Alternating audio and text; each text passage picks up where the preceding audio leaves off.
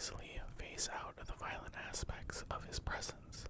In fact, this dramatic phasing out not only spares the occupier much expense, but also has the further benefit of allowing him to better concentrate his powers. But there is a heavy price to pay, to be exact, the price of a more coercive control over the country's future. Historical examples have demonstrated that the masquerade of concessions and the heavy price paid by certain countries have ended in a servitude that is not only more discreet, but also more complete. The people and every militant should be conscious of the historical law which stipulates that certain concessions are, in fact, shackles. If there is no attempt at clarifying this, it is surprising how easy it is for the leaders of certain political parties to engage in nameless compromise with the former colonizer. The colonized must be made to engage in nameless The colonized must be made to see that colonialism never gives away anything for nothing. Whatever gains the colonized make through armed or political struggle, they are not the result of the colonizer's good will or goodness of heart, but in fact that he can no longer postpone such concession. Moreover, the colonized subject must be aware that it is not colonialism which makes the concessions, but him. When the British government decides to grant the African population a few more seats in the Kenyan Assembly, it would be impudent or foolish to think that the British government has made any concessions. Isn't it obvious that it is the Kenyan population who has won the concessions? The colonized people and those who have been stripped of their possessions must lose the mentality they have had up till now. The colonized, at most, can accept a concession from the colonial authorities, but never a compromise.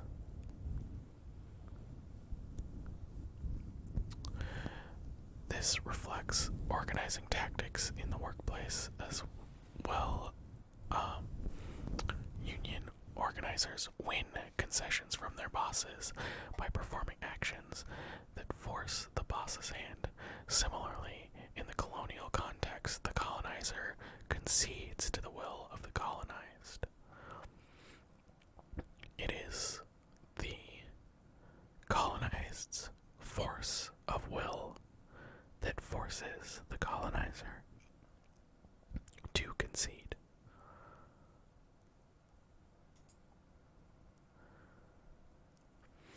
All this clarification, this subsequent raising of awareness, and the advances along the road to understanding the history of societies can only be achieved if the people are organized and guided.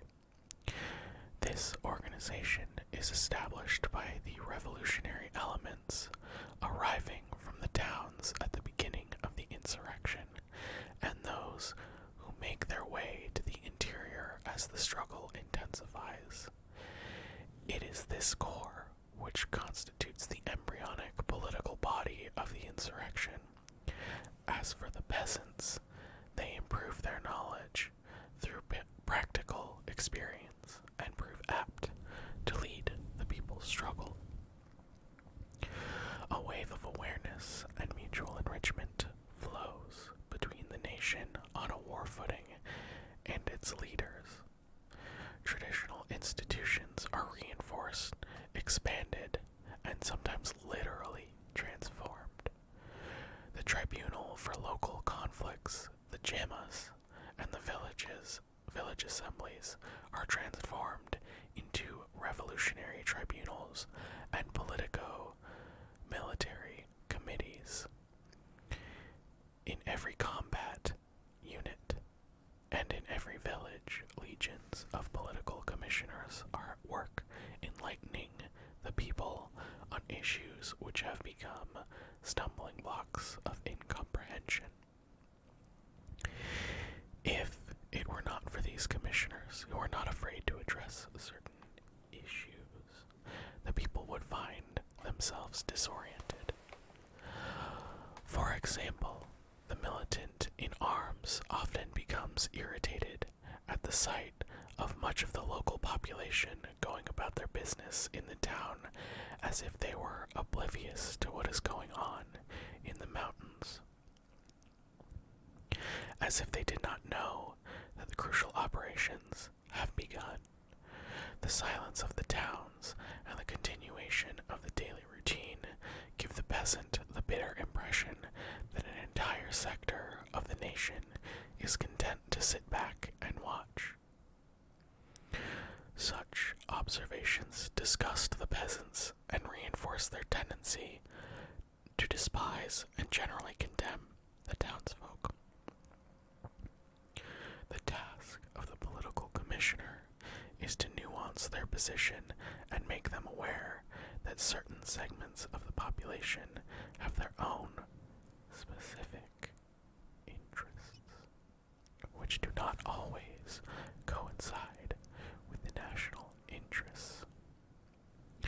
The people then realize that national independence brings to light multiple realities, in which some cases are divergent and conflicting.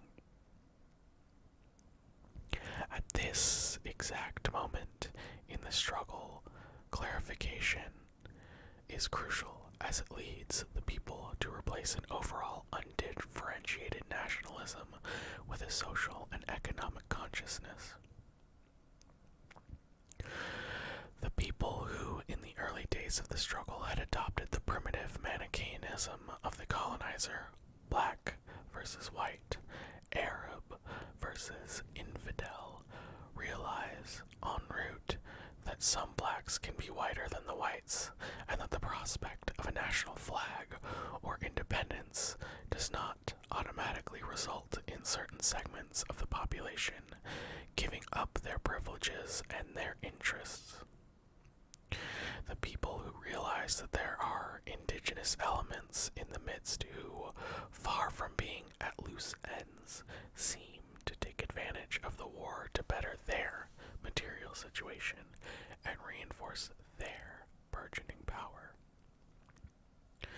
These profiteering elements realize considerable gains from the war at the expense of the people who, as always, are prepared to sacrifice everything and soak the national soil with their blood.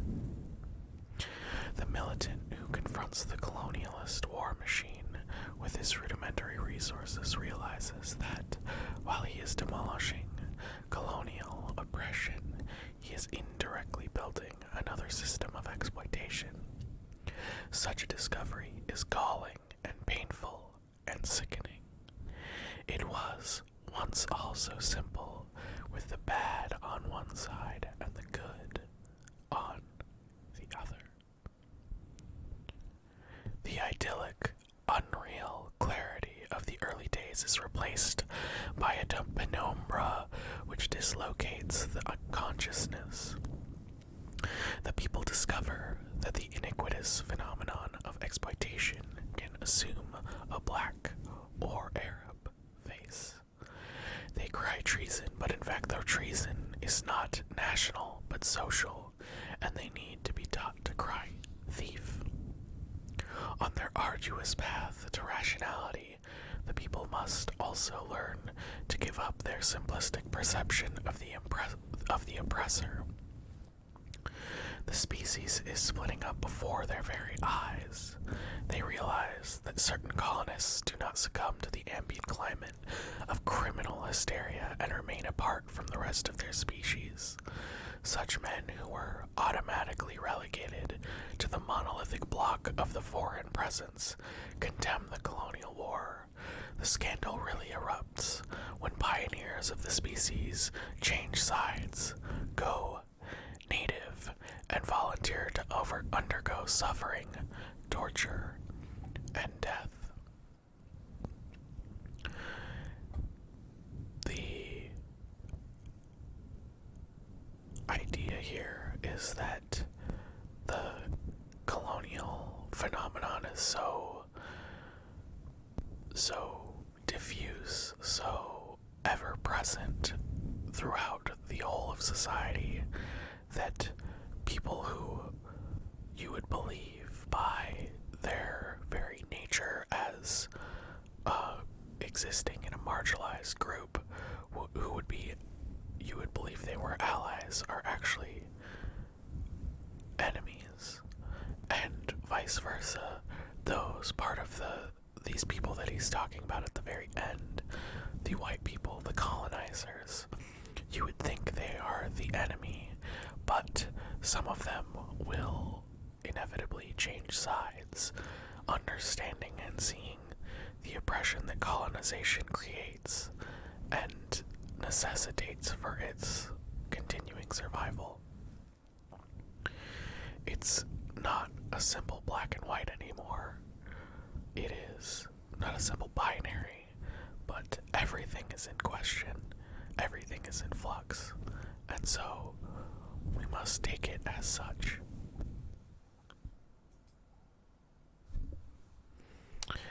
These examples diffuse the overall hatred which the colonized feel toward the foreign settlers. The colonized welcome these men with open arms and, in an excess of emotion, tend to place absolute confidence in them. In the metropolis, stereotyped as the wicked, bloodthirsty stepmother, numerous and sometimes prominent voices take a stand, condemn unreservedly their government's policy of war, and urge that the national will of the colonized finally be taken into consideration. Soldiers desert the colonialist ranks, others explicitly refuse to fight against a people's freedom, are jailed and suffer for the sake of the people's right to independence, and the management of their own affairs. The colonist is no longer simply public enemy number one. Some members of the colonialist population prove to be closer, infinitely closer, to the colonialist struggle than certain native sons. The racial and racist dimension is transcended on both sides. Not every black or Muslim is automatically given a vote of confidence. One no longer grabs a gun or a machete every time a colonist approaches. Consciousness stumbles upon partial, finite, and shifting truths. All this is, one can guess, extremely difficult. The task of bringing the people to maturity is facilitated by rigorous organization, as well as the ideological level of their leaders. The power of ideology is elaborated and strengthened as the struggle unfolds, taking into account the enemy's maneuvers and the movement's victories and setbacks.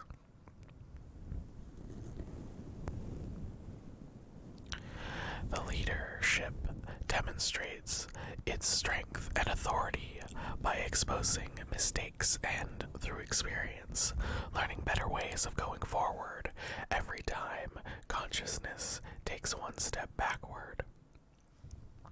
Every regression at a local level is used to take the issue up in every village and throughout the network. The insurrection proves to itself its rationality and demonstrates its maturity every time it uses a specific case to advance the consciousness of the people.